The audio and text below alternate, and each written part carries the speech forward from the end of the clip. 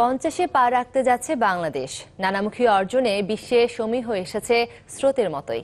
কিন্তু নারী সংগ্রামের প্রাচীন গল্পে আদৌ কোনো পরিবর্তন কি এসেছে?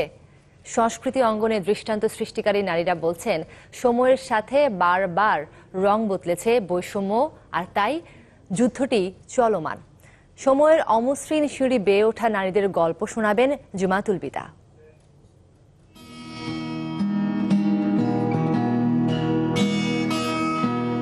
বাবু সমাজে সেকেলের দৃষ্টিভঙ্গির মাঝে নিজেকে যেন হারিয়ে ফেলেছেন অনেক নারী। স্রোতের বিপরীতে কতজন এগিয়ে যাবার সাহস রাখেন? এক্ষেত্রে ব্যতিক্রমী হয়ে ওঠে দৃষ্টান্ত। এই যেমন আফসানা ফেরদৌসী।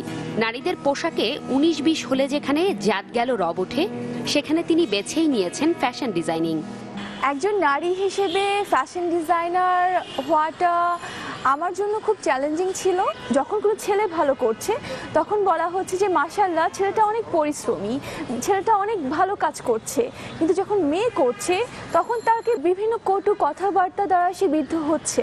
তোমারে করিয়াছি জীবনের ধ্রুবতারা। শুধুমাত্র গানের কারণে নিরাপত্তাহীনতায় কেটেছে দেবলীনা সুরের দিনের পর দিন। তার মতে এখন অনেক জায়গায় সম্মান দেবার মোড়কে নারীকে যেন পরিণত করা হচ্ছে পণ্যে। সংসার সুখের হয় রমণীর গুণে, এই কথাটাই কিন্তু আমরা সবসময় জেনে এসেছি। কিন্তু পরের কথাটা যে গুণবান পতি যদি থাকে তার সনে, এই কথাটা কিন্তু আমাদের সমাজই আমাদেরকে জানতে দেয়নি। কোথাও কি নারীর প্রতি শ্রদ্ধার থেকে নারীকে একটি পণ্য হিসেবে দেখা হচ্ছে কি? নাচের মাঝেই সংগ্রামের ভাষা খুঁজেছেন ওয়ার্দা রিহাব। মেনে নিয়েছেন অবিদ্যায় ডুবে থাকাদের মুখ বন্ধ হবে না কোনোদিন। সংগ্রাম তো এখনো চলছে, তবে শুরুর দিকে সংগ্রামটা আরো বেশি জোরদার ছিল। একটা ভ্রান্ত ধারণা নাচ গান আসলে একটা শিক্ষার মাধ্যম হতে পারে না, এটা যে একটা সফল মানুষ গড়ে তুলতে সক্ষম এই নৃত্য শিক্ষা বা সঙ্গীত, তো এই ব্যাপারগুলো আসলে আমাদের রুট লেভেল থেকে কাজ করা উচিত।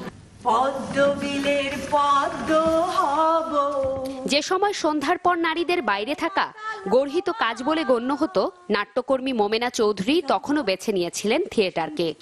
আর এত বছর পরে সরল বাক্যে বললেন, লক্ষ্যে অটল থাকলে সব বাধাই পেরোনো যায়। কোনো মানুষের যদি ইচ্ছে থাকে যে আমি এই কাজটা করব, সেক্ষেত্রে কোনো বাধাই আসলে বাধা নয়। তবে আমাদের দেশের প্রেক্ষাপটে নারীদের সামনে এগিয়ে আসাটা এখনো অত সহজ নয়।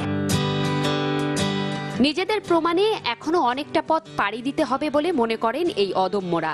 বলছেন, অমসৃণ এই পথে নারীদের একমাত্র পুঁজি আত্মবিশ্বাস, আর বাকি যুদ্ধ পরিবার থেকে সমাজ, সাফল্য থেকে স্বীকৃতি অবধি।